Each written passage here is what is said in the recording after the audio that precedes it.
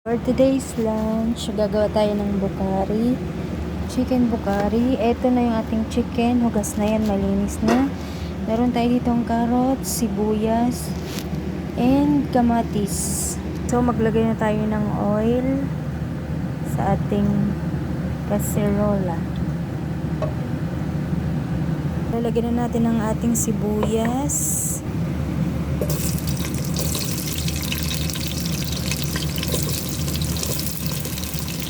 So, ayan, mix natin. Palabasin natin ang aroma.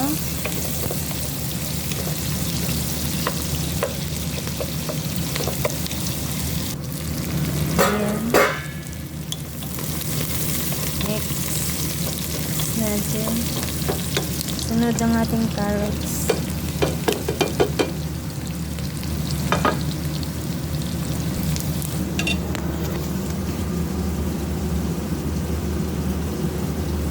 So, lagyan na natin ang ating cardamom, lemon, dried lemon, cinnamon stick, bay leaf, at lumot.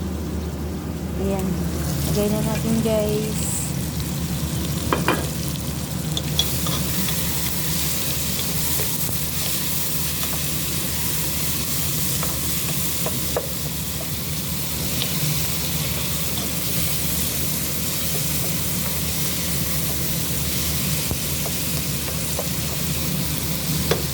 Lagyan din natin, guys, ng konting tomato paste. Ang pakulay.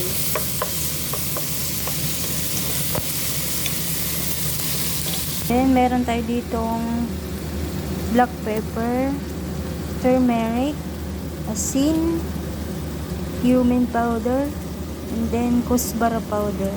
Lagyan na natin sila, guys.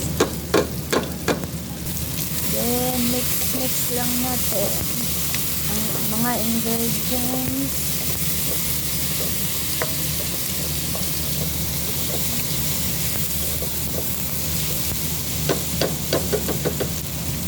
Next is the chicken.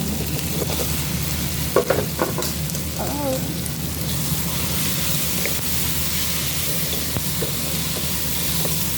Mix natin.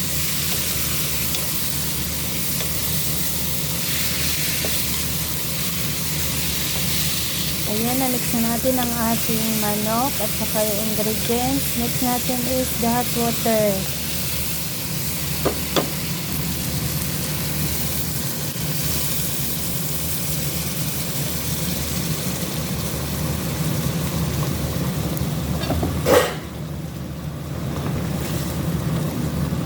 So, ayan. Then, lutuin natin ang manok for 35 minutes. So guys, luto na ang ating manok. Isunod na natin ang ating garbanzos. Ayan.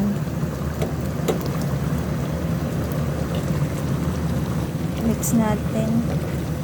Maya-maya, next natin ang ating bigas. Itong bukari rice na pagluto ko, guys, own version ko to, ha. Own version.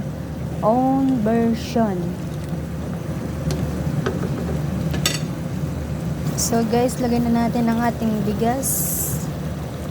Ayan.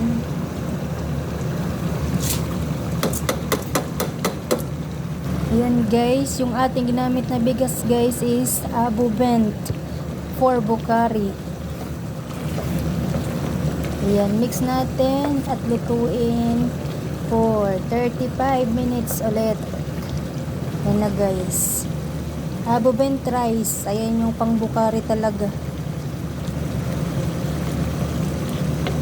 So, takpan na natin at lutuin natin ng 35 minutes.